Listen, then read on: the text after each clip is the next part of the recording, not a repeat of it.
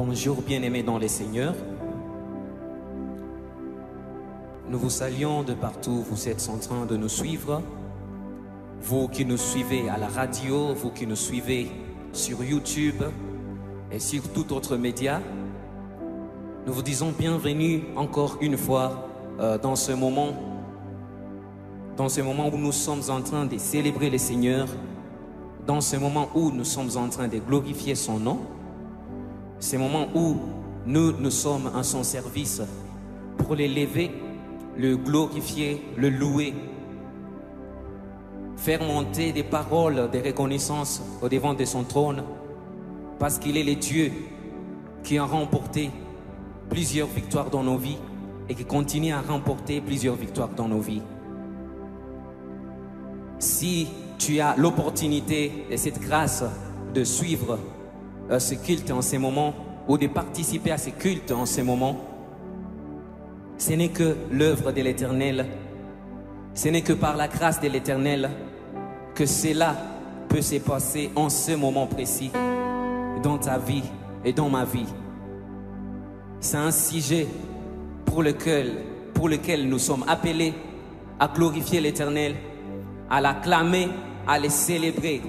Nous voulons entendre, voir des gens qui sont en train d'acclamer le Seigneur, des acclamations qui sont en train de dire merci Seigneur, des acclamations qui sont en train de dire sois glorifié, sois loué. Il n'y a point un autre Dieu comme toi, il n'y a point un autre Dieu qui puisse me garder pendant cette période de souffrance plus que toi. Nous allons nous tenir debout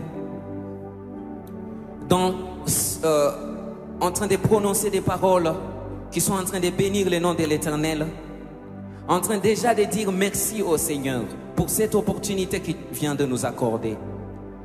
Avoir ces moments où nous sommes en train de les louer, où nous sommes en train de les lever, c'est une opportunité à ne pas rater. La Bible dit, la joie de l'Éternel, la joie du Seigneur est ma force. Et je trouve ma force dans la joie du Seigneur.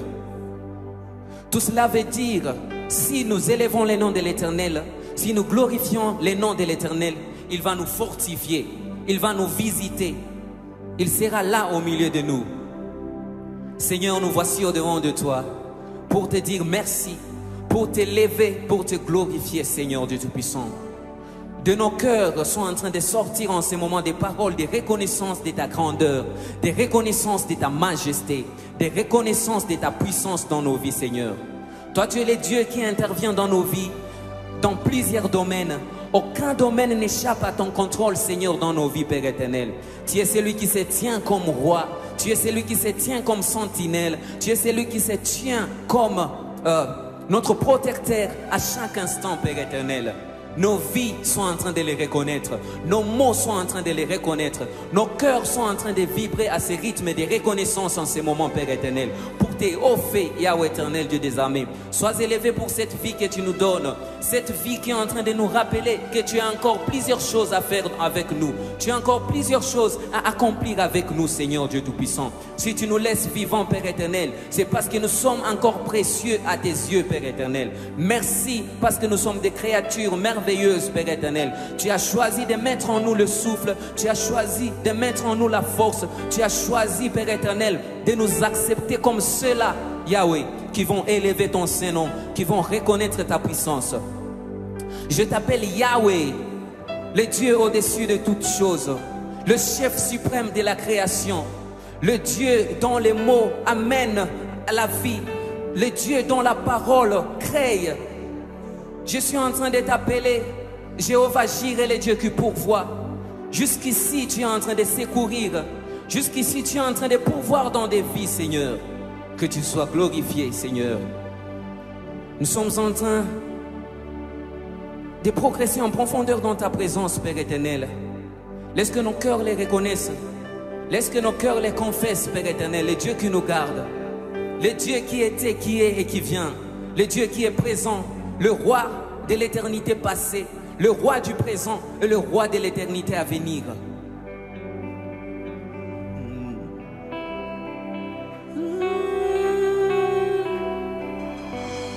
Seigneur, sois glorifié. Seigneur, sois glorifié.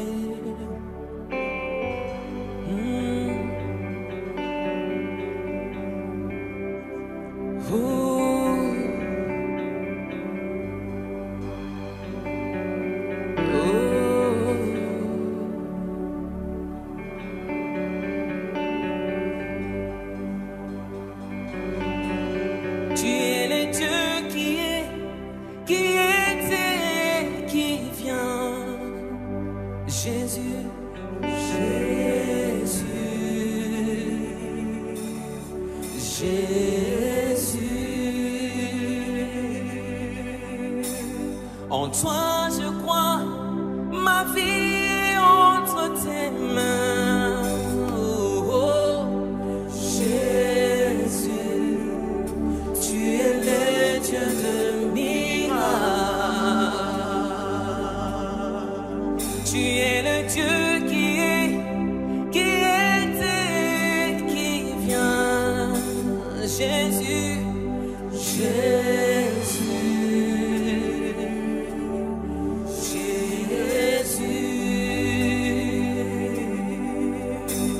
En toi je crois, ma vie est entre tes mains. Oh, Jésus, tu es le Dieu de miracles. Je les chante, tu es Yahweh, tu es Yahweh, tu es Yahweh.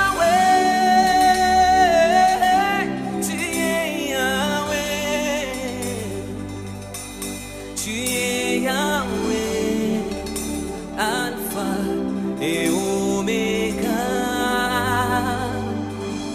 tu es Yahweh, Alpha et Oméga. Le commencement et la fin, c'est toi. Seigneur, je te reconnais dans ma vie. Quand j'ai dit tu es Alpha et Oméga, ça veut dire que c'est toi qui commences une histoire dans la vie de quelqu'un. Et c'est toi qui continues avec l'histoire, tu l'achèves. Père éternel, tu n'es pas l'auteur qui commence une histoire qu'il n'achève pas. Tu n'es pas l'auteur qui commence une histoire qui n'a pas de bout.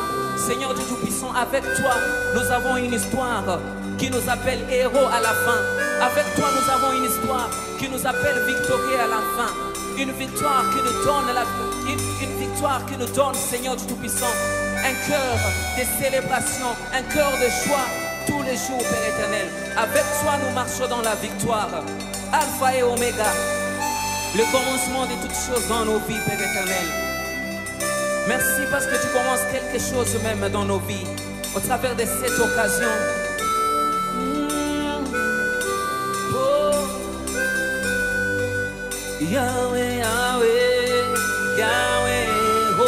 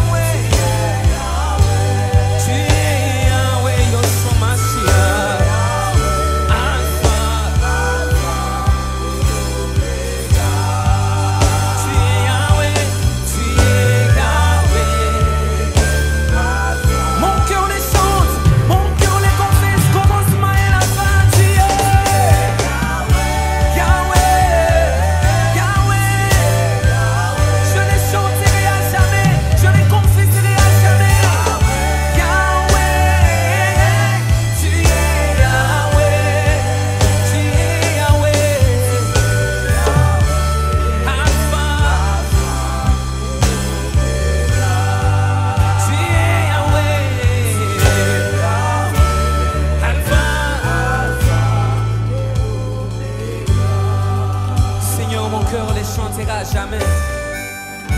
Mon cœur t'élèvera jamais. Je reconnaîtrai que tu es Alpha. Je reconnaîtrai que tu es le début et la fin dans ma vie, Seigneur. Je reconnaîtrai toujours que c'est toi qui détiens les premiers et les derniers mots. Seigneur, par ta parole, j'ai été créé. Par ta parole, j'existe, Père éternel. Pour que je vienne en vie, pour que nous existions, Seigneur du Tout-Puissant, c'est par ta parole.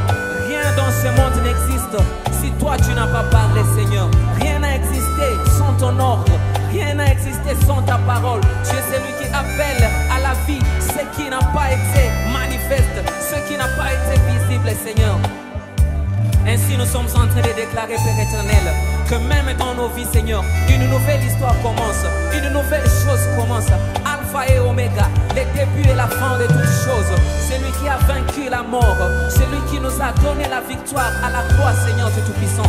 Ce n'était pas une scène sans suite, ce n'est pas une scène sans succès, Père éternel. C'est pour que tu sois couronné roi, les rois de nos vies, celui qui nous guide, celui qui nous garde, celui qui nous donne de la lumière, là où le noir veut s'apesantir. Seigneur, tu es notre Dieu. Je reconnais ta puissance, je reconnais ta force. L'œuvre de la croix n'est pas une scène sans succès. L'œuvre de la croix n'est pas une scène sans suite. C'est un événement qui continue à nous justifier. C'est un événement qui nous a donné un nouveau nom. C'est un événement qui nous a donné des arguments à pousser devant les moments difficiles. La croix, c'est un argument que nous devons pousser. Des moments difficiles qui pèsent dans nos vies. Des moments où l'économie s'effondre. Des moments où l'économie est en souffrance. Des moments où le monde est en alerte. L'œuvre de la croix, c'est l'argument qui nous est resté, qui nous est donné.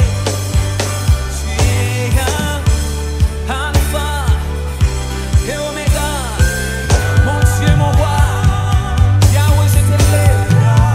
Alpha et Oméga, chante-les, tu es Yahweh.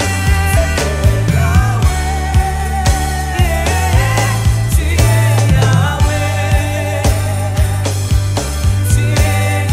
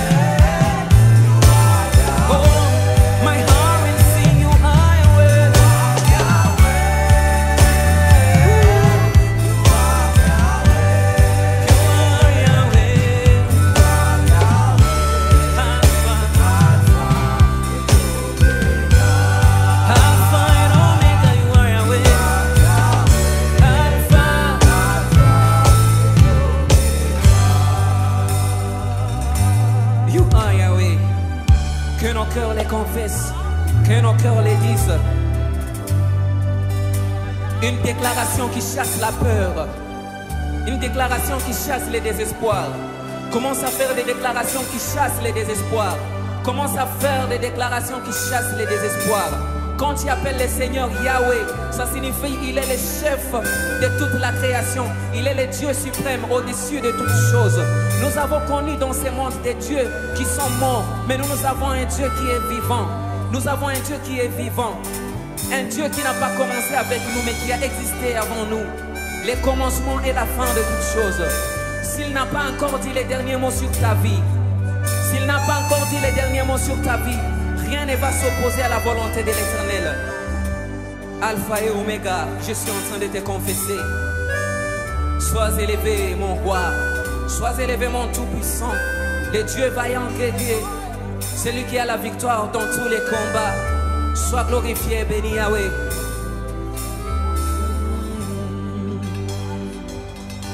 Tu es Yahweh, Seigneur Dieu Tout-Puissant. Tu es Yahweh, Père éternel. L'exploit que l'humanité n'a jamais connu, c'est toi, Seigneur. Tu peux produire des miracles, mais c'est toi le premier miracle que nous puissions connaître. Seigneur Dieu Tout-Puissant, je peux chercher les miracles dans ma vie.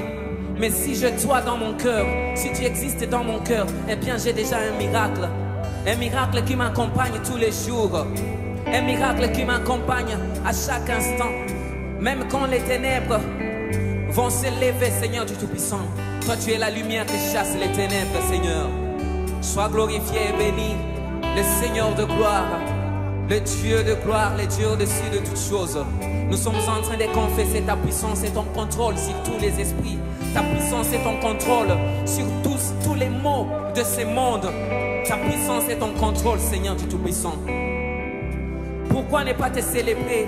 Parce que quand nous sommes avec toi, quand toi tu es de nos côtés, quand toi tu es de notre côté, la victoire est certaine, Seigneur du Tout-Puissant. Pourquoi ne pas t'acclamer encore très très fort? Pourquoi ne pas t'élever encore par nos acclamations, Père éternel? Parce que le combat que nous sommes en train de mener, eh bien le pronostic est connu. Nous sommes déjà des victorieux parce que nous avons un Dieu au-dessus de toutes choses. Si le Seigneur est pour nous, qui sera contre nous? Si le Seigneur est avec nous, qui remportera dans ce combat? Le Dieu qui mérite d'être glorifié. Sois élevé à jamais. Sois béni. Père éternel, nous sommes en train de confesser ta grandeur. Nous sommes en train de confesser ta puissance. Nous sommes en train de confesser ta grandeur, Seigneur Dieu Tout-Puissant. Tu es le Dieu qui mérite d'être glorifié. Seigneur, par nos chants, Père éternel, nos cœurs sont remplis de paroles, de louanges, pour louer tes hauts faits, pour louer tes réalisations, Seigneur. Sois glorifié, sois élevé à jamais. Alléluia. Pousse un petit cri de joie là où tu es en ce moment. Et commence déjà à danser pour le Seigneur. Et là où tu es, le Seigneur va agréer cette danse. On y va.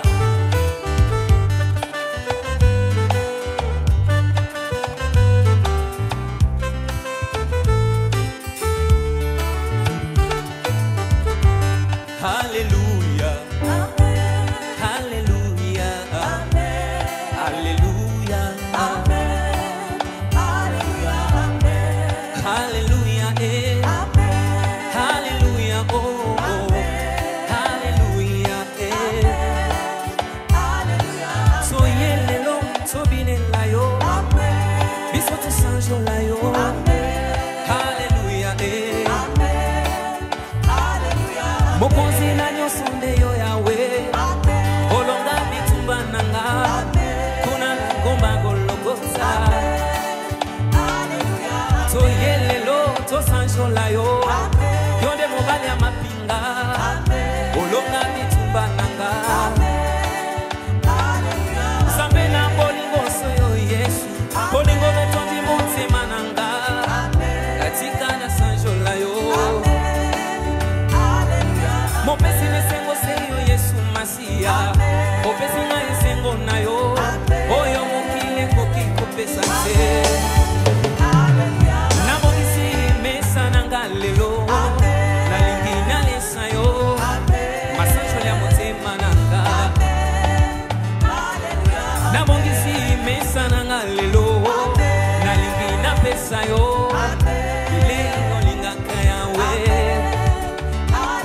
Oh, ce que moninga ina bitumba. Yo ano ye yo telemi.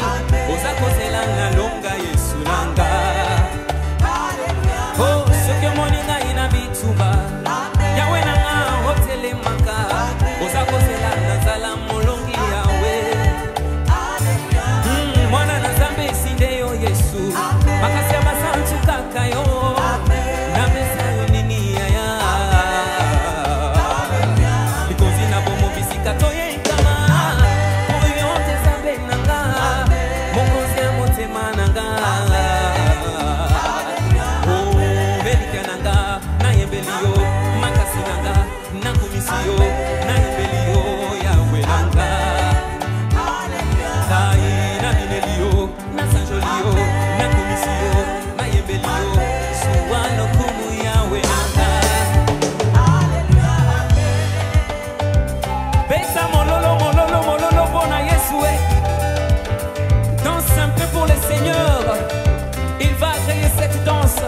Ce sont des choses que le Seigneur aime.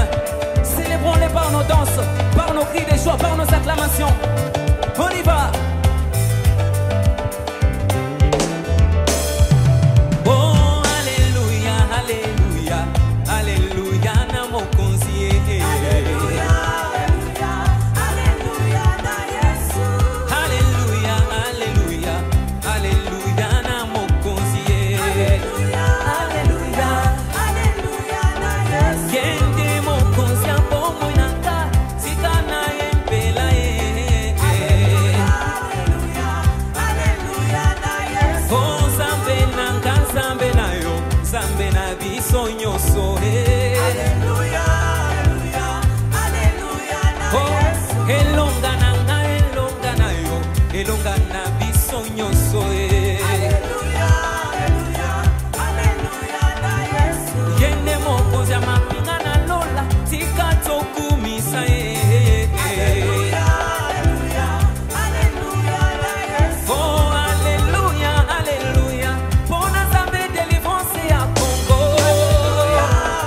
Yahweh, oh, yemba alléluia, yemba alléluia, yemba alléluia, yemba alléluia. Kulisa masia, sanjola masia, netola masia, abongina lokumwe, yemba alléluia, alléluia, binela masia, zambe na bomoe, alongolanga na pasi, alongolanga na kolela e, sikana tombola komona e, alléluia, yemba alléluia, yemba alléluia, yemba alléluia, yemba alléluia, yemba alléluia, yemba alléluia, kumisa masia, sanjola masia, netola masia, yemba alléluia, abongina lokumwe,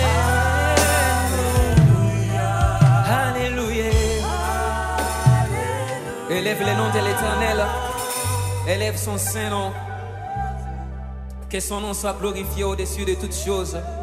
L'œuvre de la croix qui continue à nous justifier. Cette œuvre crie en notre faveur tous les jours. Si nous pouvons manquer des mots, si nous pouvons manquer quoi que ce soit comme argument, nous avons la croix, une chose qui a existé, qui existe et qui continuera à exister. C'est toi le Dieu que nous sommes en train de célébrer en ce moment, Père éternel.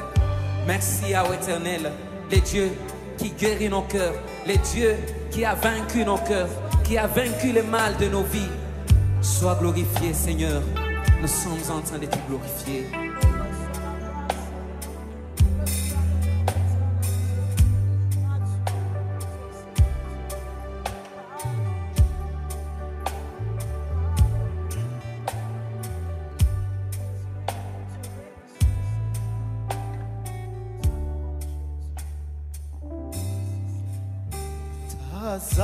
Tazama yuko pamoja nasi, mahaitai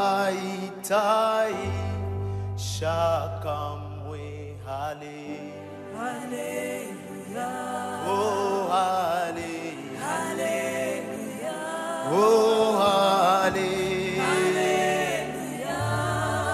naimba tazama,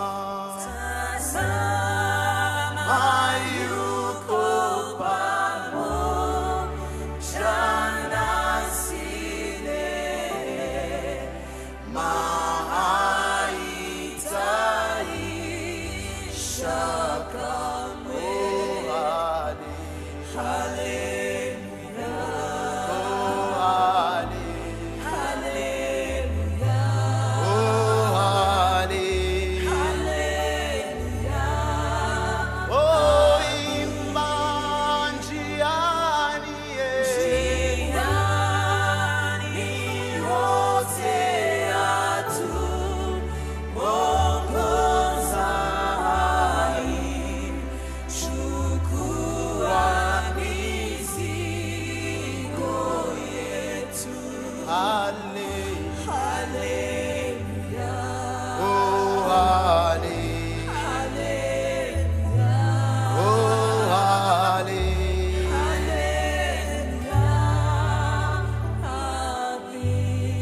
Nous te célébrons, Seigneur, toi qui es le Dieu de notre victoire. Alors que nous célébrons aujourd'hui ta victoire sur la mort, ta victoire sur l'ennemi, je vais confesser, Seigneur, Dieu de gloire, que tu es ma force. Je vais confesser, éternel Dieu de gloire, que tu es ma forteresse. Je vais dire qu'avec toi, je n'ai plus peur de quoi que ce soit. Tu es ma richesse et en toi, j'ai placé toute ma confiance. Je te célèbre au nom puissant de Jésus. Amen. Est-ce que tu peux acclamer le Seigneur là où tu es?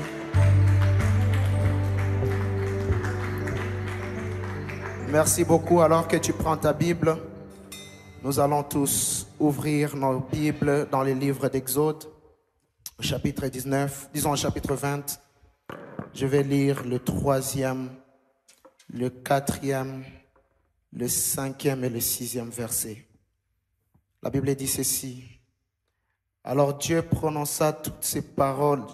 Là, c'est à partir du premier verset, la Bible dit, alors Dieu prononça toutes ces paroles en disant, je suis l'Éternel ton Dieu qui t'a fait sortir du pays d'Égypte, de la maison des servitudes. Tu n'auras pas d'autre Dieu devant ma face. Tu ne te feras point d'image taillée ni de représentation quelconque des choses qui sont en haut dans les cieux, qui sont en bas sur la terre et qui sont dans les eaux plus bas que la terre. Tu ne te prosterneras point devant elles et tu ne les serviras point. Car moi, l'Éternel, ton Dieu, je suis un Dieu jaloux qui punit l'iniquité des pères sur les enfants jusqu'à la 3e et la 4e génération de ceux qui me haïssent et qui fait miséricorde jusqu'en 1000 générations à ceux qui m'aiment et ceux qui gardent mes commandements. Alléluia. Bonjour à tous, je voulais vous saluer au nom de Jésus. Et aujourd'hui, dans ce culte de ce dimanche de la Pâque, je voudrais nous amener à réfléchir sur la victoire que Dieu nous a donnée sur la croix, sous un thème que j'ai intitulé « L'expression de l'amour de Dieu par les commandements et par sa mort sur la croix ». Et donc aujourd'hui, nous sommes en train de célébrer la victoire de notre Seigneur Jésus sur la croix. Et Paul, dans 1 Corinthiens chapitre 15, le verset 17, il est en train de dire que si Christ n'était pas ressuscité, notre foi est vaine et nous sommes encore dans les péchés. Et même ceux qui sont morts en Christ sont perdus. Et donc aujourd'hui nous venons célébrer notre victoire. Aujourd'hui nous venons célébrer la victoire de notre Seigneur Jésus-Christ. Et nous venons en fait célébrer l'espérance que nous avons en tant que chrétiens de vivre après la mort. C'est ce que Paul est en train de dire toujours. Il dit même la mort ne peut pas me séparer de l'amour de Dieu. Et cet amour, par la première chose que nous avons vu, non seulement dans les commandements, Dieu est en train de vouloir amener le peuple d'Israël à comprendre qu'il est le Dieu qui les aime.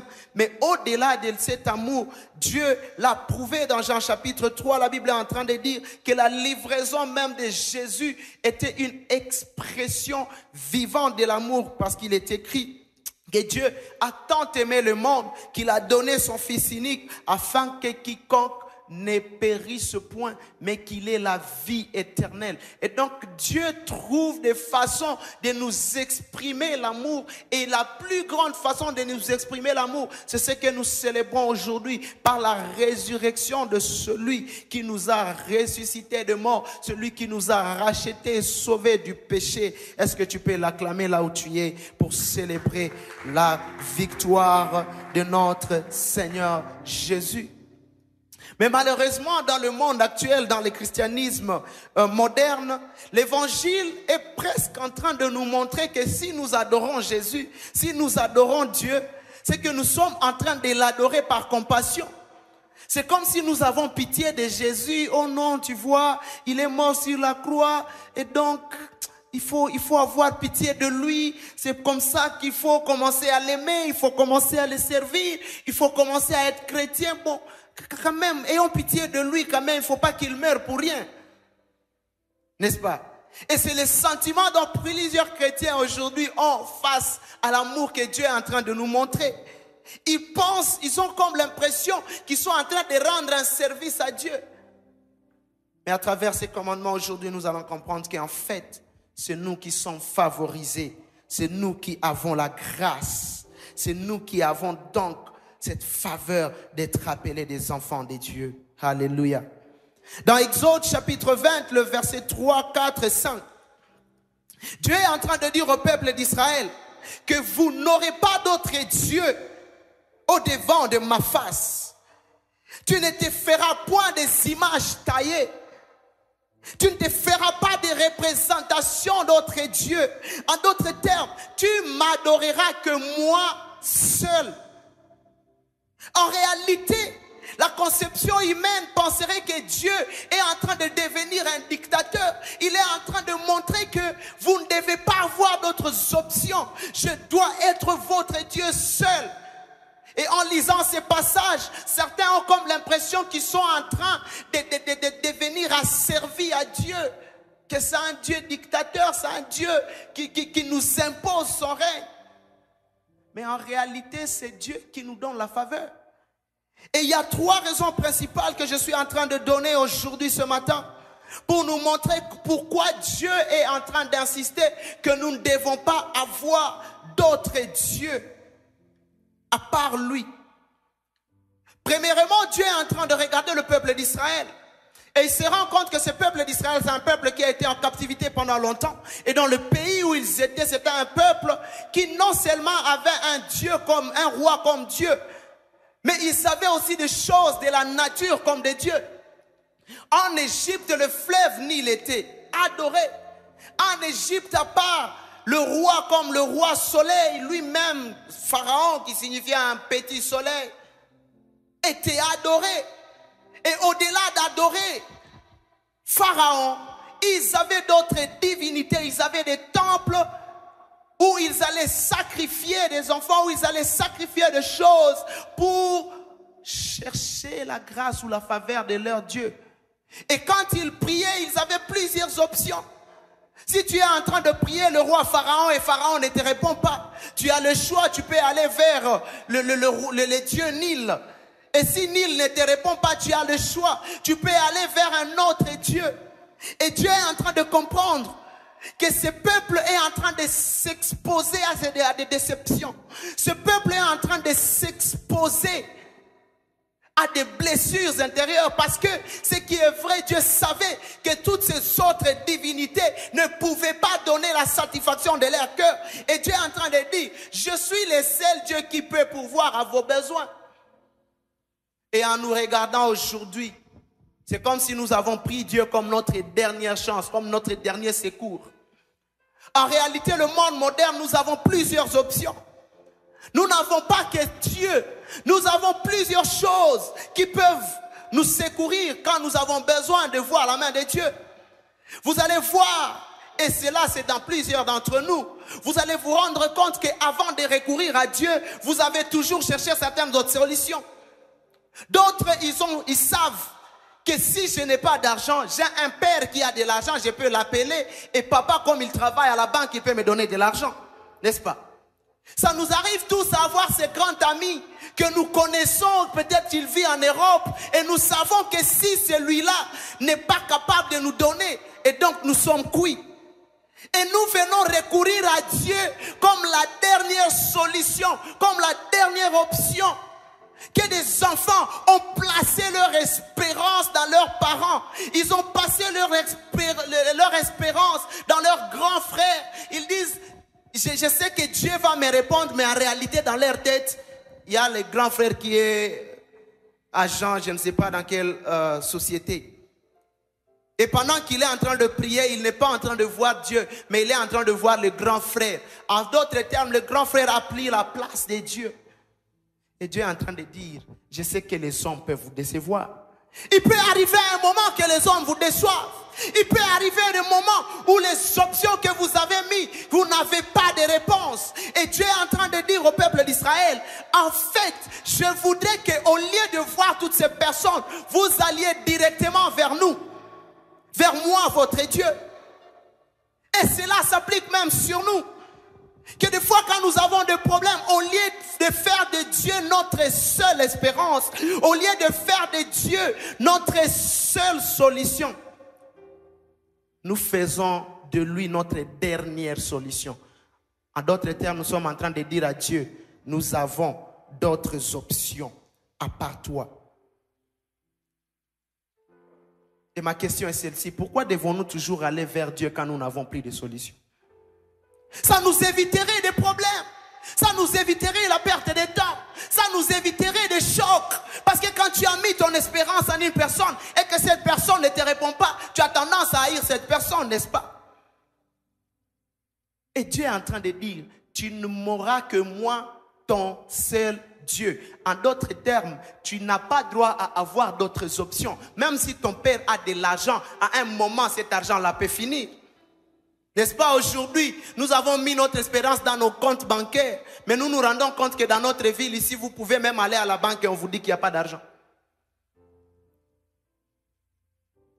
Et quand c'est ton argent qui devient ton dernier secours et que tu n'as plus d'argent et que les banques peuvent te trahir, il y a celui en qui nous pouvons placer notre confiance. Et la Bible est en train de dire dans Romains chapitre 10 verset 11 que celui qui a placé en Dieu sa confiance, il ne peut jamais entrer dans la confusion. La Bible est en train de dire quiconque se confie à l'Éternel ne sera jamais confus. Et donc si nous entrons dans la confusion, c'est parce que nous n'avons pas choisi de faire de Dieu notre seule option. Même quand j'ai de l'argent dans la banque, je dois choisir de faire de Dieu ma première solution avant de réfléchir sur l'argent qui est dans la banque.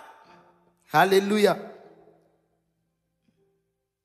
Deuxièmement, Dieu veut être notre seul espoir. Parce que le monde a appris à se prosterner devant d'autres divinités. D'une manière consciente ou inconsciente, nous avons vu des personnes qui peuvent s'agenouiller devant leur boss. Parce que leur confiance, ils l'ont placée dans leur capacité. Ils l'ont placée dans leur chef au travail. Alléluia. Beaucoup d'entre nous ont pensé que leur mari serait tout. Et tu peux le voir le jour des anniversaires sur les réseaux sociaux. Oh, c'est toi mon tout. Si tu mourais, je ne sais pas si j'irais où. À un moment, nous avons même divinisé nos partenaires de mariage. Ton mari est devenu ton tout. Tu ne t'imagines pas même la vie après sa mort. Tu es en train de prier pour lui pour qu'il ne meure pas. En réalité, tu n'as pas peur qu'il meure. Tu as peur qu'après sa mort, tu n'y aies pas de vie. À un moment, nous avons divinisé nos frères. Nous avons divinisé notre boss. Quand tu les vois, tu dis, oh, c'est celui-là qui m'a donné le travail. Et je dois le satisfaire. Je dois tout faire pour qu'il soit content. Comme si c'est lui qui tenait notre vie. Et la vie peut changer. Un jour, je peux devenir son boss, qui sait.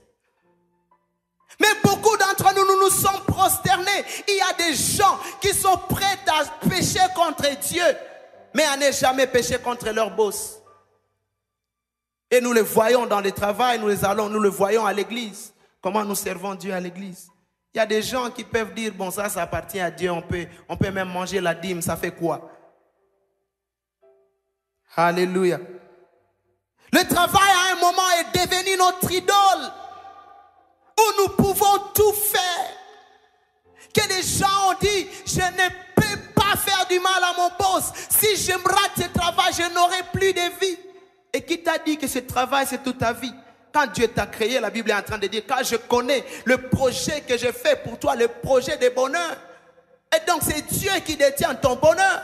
Ce n'est pas ton travail qui détient ton bonheur. Que les hommes et les femmes ont adoré de l'argent.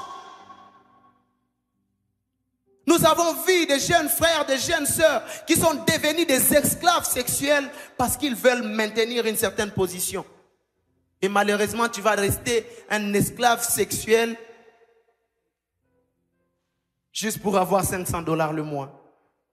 Et quand tu regardes ta vie, quand Dieu te regarde, il dit, moi je ne t'ai pas appelé seulement pour $500.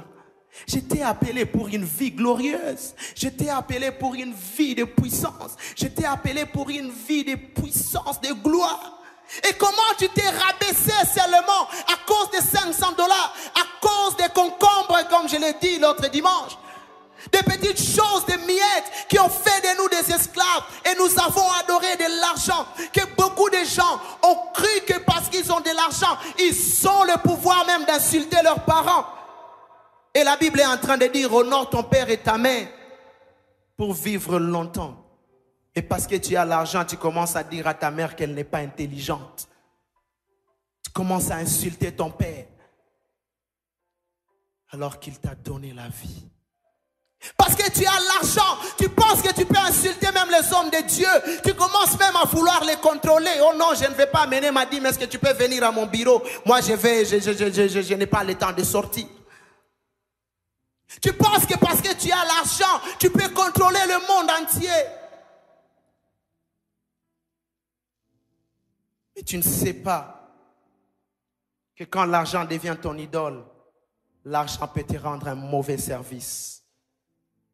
L'argent peut tuer même tes enfants si tu ne le sais pas. Qu'il y a des papas, quand tu les vois en train de danser dans les boîtes de nuit, ils sont en train de distribuer l'argent aux femmes. Ils sont en train de distribuer l'argent aux prostituées. Et ils pensent que, oh non, j'ai l'argent, je règne sur le monde. Mais tu es en train de donner des offrandes aux démons. Sans le savoir, tu es en train d'attirer la malédiction dans ta famille avec l'argent que tu as. À un moment, tu peux avoir beaucoup d'argent et faire beaucoup de choses pour tes enfants. Leur donner tout ce que tu veux. Tu dis non, à l'écodim, là, on va vous déranger. Je vais vous acheter des télévisions. Je vais vous acheter des smartphones. Et ces enfants peuvent devenir des drogués. Et il y a des moments où l'argent ne fonctionne pas. Quand ces enfants-là deviendront des drogués, l'argent ne veut pas les sauver. Quand ces enfants seront détruits, deviendront des prostituées, l'argent ne peut pas acheter leur conscience. Je suis en train de vouloir dire qu'à un certain moment, l'argent aussi peut avoir des limites. Et Dieu est en train de dire, tu ne dois que te prosterner devant moi.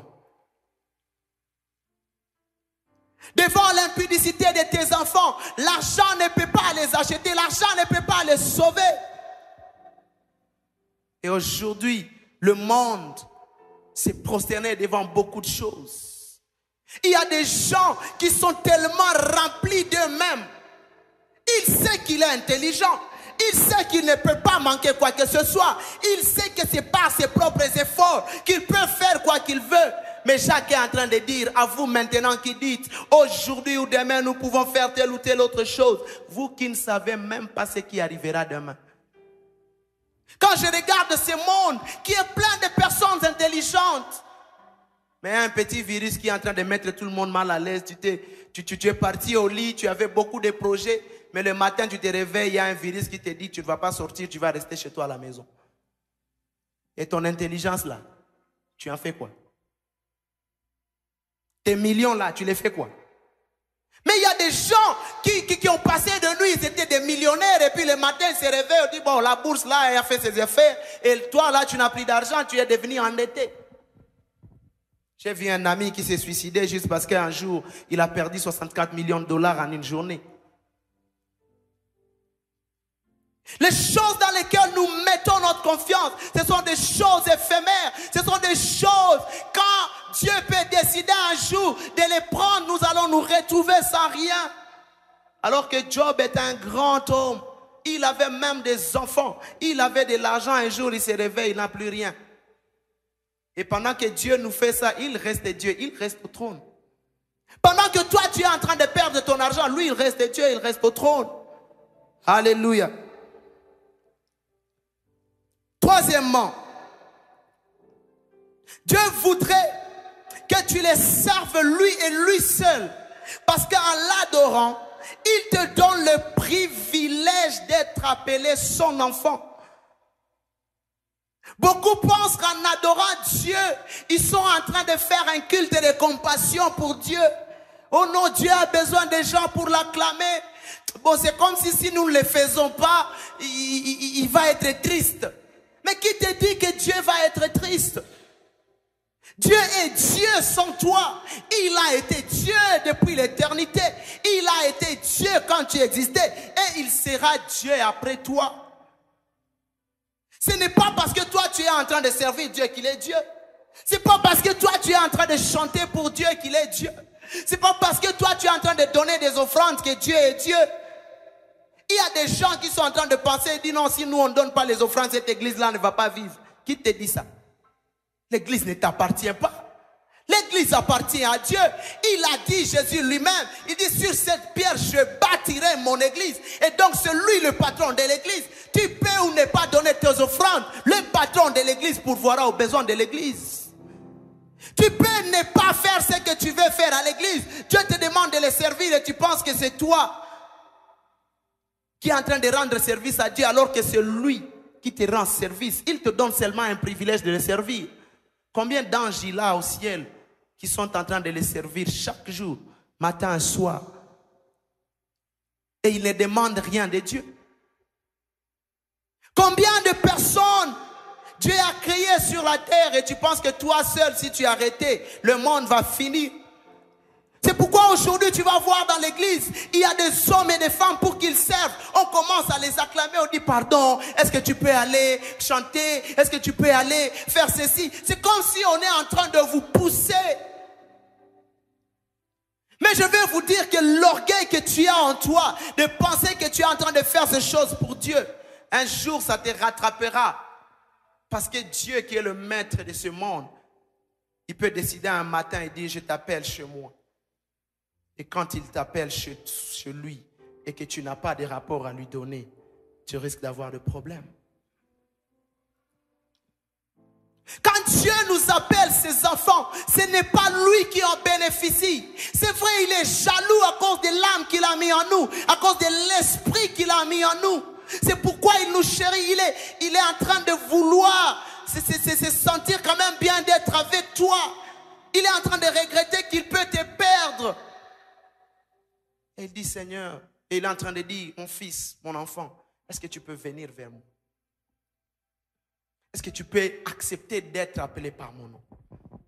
Et très souvent, le monde, nous prenons Dieu comme quelqu'un qui a besoin, qui est en crise de compassion, qui est en crise d'affection, qui est en crise d'amour. Et je vais te dire quelque chose.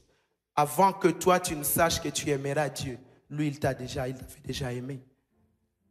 Il t'a aimé le premier. Il t'a aimé depuis le fondement de la terre. Avant même qu'il ne te crée, il avait déjà prévu le plan de son amour pour toi. Et déjà dans le commandement, Dieu est en train de dire, j'ai besoin que tu me reconnaisses comme ton seul Dieu. Parce qu'en fait, le monde ne sait pas comment aimer. C'est moi, Dieu, qui sais comment aimer. Que les hommes trahissent. Et Dieu est en train de voir qu'à un moment, nous faisons même confiance à nos émotions, alors que nos émotions nous trompent aussi. Combien d'entre nous se sont même trompés en allant aimer quelqu'un qui n'est même pas une bonne personne? Et tu tombes dans la déception chaque jour. Et Dieu est en train de dire, est-ce que tu peux choisir de faire de moi ton seul Dieu, de faire de moi ton seul et unique Dieu? Et quand tu feras cela, tu verras. Dans le passage que nous avons lu, Dieu est en train de dire ceci, au verset 5. Tu ne te prosterneras point devant elle et tu ne les serviras point. Car moi, l'Éternel, ton Dieu, je suis un Dieu jaloux qui punit l'iniquité des pères sur les enfants. Dieu est en train de dire ceci. Si tu m'obéis moi, si tu viens te prosterner devant moi, tu es en train de donner un héritage à tes enfants. Mais si tu ne le fais pas, tu es en train d'appeler la malédiction et la punition sur tes enfants. Je suis en train de vouloir dire ceci. Les décisions que nous prenons chaque jour, ils n'ont pas que des répercussions sur nous. Ils ont des répercussions aussi sur nos progénitures. Et donc la décision que tu prends aujourd'hui, c'est une décision qui a de l'impact sur tes propres enfants. C'est une décision qui a de l'impact sur des enfants de tes enfants. Il dit qu'il punit l'iniquité des pères sur les enfants jusqu'à la 3e et à la 4e génération. Combien d'entre nous, nous sommes en train de vivre peut-être des malédictions que nous ont attirées nos parents? Mais aujourd'hui, quelqu'un peut décider d'arrêter ces malédictions et dire, à partir de moi, j'ai pris que cette bénédiction commence. Parce que l'amour de Dieu envers nous, c'est un amour qui nous amène dans la bénédiction. L'amour de Dieu envers nous, c'est un amour qui nous amène dans la liberté, dans la délivrance. C'est un amour qui nous amène à vivre la plénitude de la gloire de Dieu. Parce que la Bible est en train de dire, car tous sont péchés, sont privés de la gloire de Dieu. Mais quand Dieu vient et nous envoie son enfant, il vient pour restaurer la gloire que nous avons perdue. Et cette gloire peut être l'héritage de nos enfants. L'action que Jésus a faite sur la croix, ce n'est pas pour attirer la compassion des hommes vers Dieu, mais c'était pour attirer la gloire de Dieu vers les hommes. Et que cette gloire peut aller jusqu'à la 1000e génération. Cette gloire peut aller jusqu'à la 1000e génération. Les péchés de nos leaders politiques peuvent aller dans tout le pays. Mais si un seul décide d'honorer Christ, d'accepter l'amour que Jésus a donné sur la croix, l'amour que Dieu est en train de vouloir nous imposer par sa grâce, nous pouvons sauver toutes les générations qui viennent après nous. Aujourd'hui, alors que nous célébrons la Pâque, reconsidérons nos voies, reconsidérons nos raisons d'aimer Dieu, nos façons d'aimer et de servir l'Éternel, nos façons de vouloir même nous approcher de Dieu. À un moment, quand tu comprends que l'amour que Dieu te donne, c'est une faveur, tu changes même ta façon de venir, de t'approcher devant Dieu. Quand tu comprends que l'amour de Dieu, c'est quelque chose que tu n'as pas mérité, et il est en train de te supplier d'accepter cet amour, tu changes même ta façon de te comporter. Et aujourd'hui, en regardant la souffrance de Dieu sur la croix, c'est une souffrance qui est en train de nous dire, je t'ai aimé avant même que tu n'existes. Parce que même avant que je ne commette le péché, Dieu avait déjà prévu un calendrier pour que ces péchés soient déjà pardonnés. C'est pourquoi sur la croix, il a dit, tout est accompli. Ce n'était pas seulement accompli ce jour-là, tout a été accompli pour les temps que je vivrai. Et même pour mes enfants, tout a été déjà accompli. C'est ce qu'il est en train de dire, ma bénédiction va jusqu'à la 1000e génération. L'acte que tu peux poser aujourd'hui en répondant à l'amour de Christ, en répondant à l'amour de Dieu, peut sauver des générations après toi. Tu peux décider donc ce matin d'abandonner toutes les autres formes de divinité dans ta vie. Peut-être que c'est ton mari qui est devenu ton Dieu. Mais aujourd'hui, tu peux choisir de dire, je veux que Dieu reste le seul Dieu. Parce que le mari que tu es en train de voir comme un Dieu, tu es en train de tout faire pour lui. Le diable peut juste amener une secrétaire au bureau et ce secrétaire-là change toute l'histoire de ton foyer là. Parce que quand il t'a épousé, les belles filles n'ont pas cessé d'exister. Elles ont continué à exister. Mais quand tu adores Dieu, Dieu peut t'aider à protéger ce mari-là que tu aimes tant. Alléluia. Quand tu as fait de ton travail peut-être une divinité, Dieu peut décider que ce travail finisse. Corona a fini le travail de beaucoup de gens. N'est-ce pas? Mais tu peux choisir de chercher le Dieu qui crée le travail. Et quand tu auras besoin de travail, tu ne pleureras pas devant un homme, mais tu pleureras devant celui qui instruit aux hommes de te donner du travail. Parce que même quand les hommes ne seront pas capables de te donner du travail, il peut ordonner au corbeau de te chercher un travail, comme il a ordonné au corbeau de nourrir un serviteur de Dieu. Il peut décider que même un animal devienne ton travail. Parce que celui qui pourvoit, celui qui crée, celui qui décide sur qui il peut placer où et qui peut faire quoi, ce n'est pas ton intelligence. Proverbe est en train de dire, la course n'est point aux agiles. Il y a beaucoup de gens qui pensent que parce qu'ils sont intelligents, ils ont mérité le travail.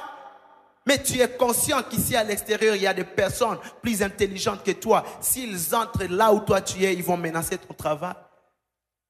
Tu dois apprendre à être humble et aller chercher les dieux qui donnent l'intelligence. La Bible dit, la crainte de l'Éternel est le commencement de l'intelligence, le commencement de la sagesse.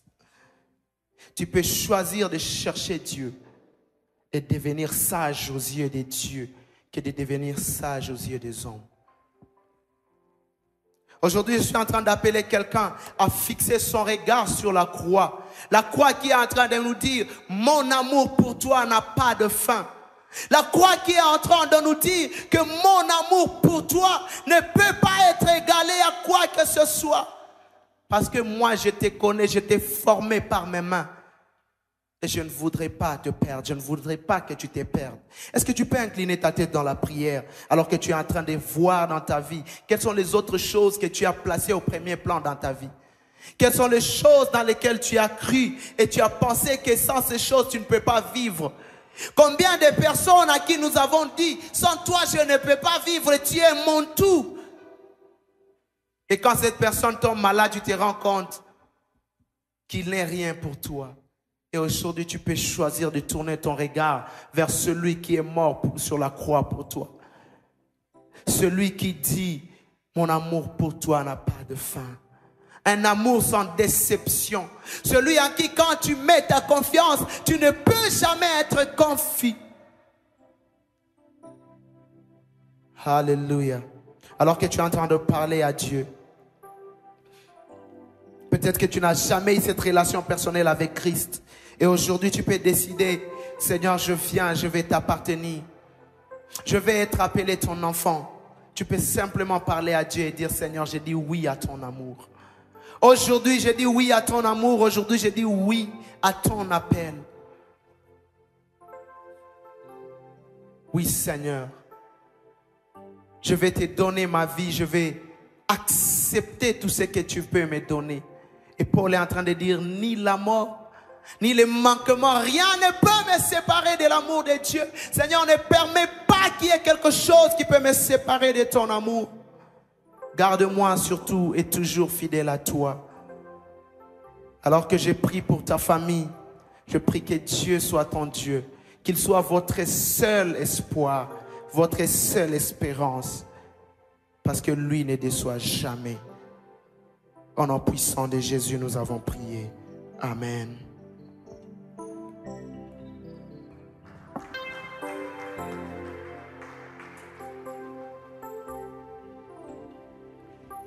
Nous bénissons le nom du Seigneur pour cette parole qui est venue au bon moment, être déposée dans un cœur, et nous croyons que quelque chose de nouveau va s'opérer dans des vies. Nous croyons que quelque chose est en train de croître déjà en nous, un processus de transformation que nous venons de recevoir par cette parole. Nous disons merci à l'homme de Dieu qui a accepté d'être utilisé par le Seigneur afin d'apporter ce message au monde entier. Nous sommes pratiquement ou presque à la fin de ce culte. Nous avons seulement quelques rappels à faire. C'est premièrement par rapport aux mesures d'hygiène qui nous sont communiquées, des mesures à observer afin de limiter cette chaîne de propagation du virus qui est en train de ronger en ce moment même le monde. Nous devons toujours continuer à observer ces mesures, garder 1 mètre de distance, ne pas être dans des attroupements et se laver, les mains régulièrement. Nous rappelons aussi à tous les membres de l'Église que l'Église est toujours ouverte tous les jours. Si vous voulez passer des moments de prière, vous pouvez venir. Si c'est pour venir déposer votre offrande, toute autre activité, vous pouvez passer. L'Église est ouverte. Nous allons nous mettre debout pour clôturer ces cultes. Seigneur Dieu, nous te disons merci encore une fois parce que tu as été avec nous pendant ces moments où nous t'avons parlé, ces moments où nous t'avons célébré, ces moments où nous avons écouté, Seigneur Dieu Tout-Puissant. Nous avons écouté de ta part quelle est ta volonté, quelle est ton orientation dans nos vies. Nous te disons merci pour cela, Seigneur. Toute cette semaine qui a déjà commencé, nous sommes en train de la remettre entre tes saintes mains, Seigneur. Sois la nuée qui couvre, Seigneur, nos vies, Père. Que nous ne puissions être atteints d'aucun mal, Seigneur Dieu. Accompagne-nous et sois notre Dieu, sois notre victoire. Te glorifions et nous te bénissons au nom puissant de Jésus-Christ de Nazareth. Amen. Nous confessons la grâce. Oui, le bonheur et la grâce m'accompagneront tous les jours de ma vie et j'habiterai dans la maison de l'Éternel jusqu'à la fin de mes jours. Amen. Tu es Yahweh, tu es Yahweh, tu es Yahweh, tu es Yahweh, tu es Yahweh, Alpha et Oméga. Tu es Yahweh, Alpha